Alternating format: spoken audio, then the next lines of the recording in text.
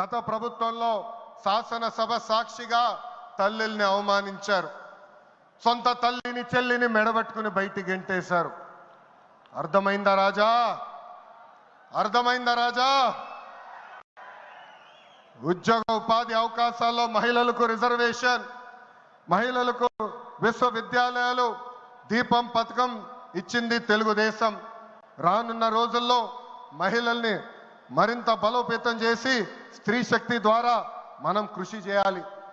Party పదవుల దగ్గర నుంచి అన్ని రంగాల్లో మహిళల్ని సమానంగా బాధ్యత భద్రత కల్పించాలి. ఈరోజు నేను కొన్ని విషయాలు మీకు చెప్పాలనుకుంటున్నా. చట్టాలు శిక్షల వల్ల సమాజంలో మార్పు రాదు. సమాజంలో మార్పు రావాలంటే మన ఇంట్లో మార్పు మొదలవ్వాలి. ఇప్పుడు కూడా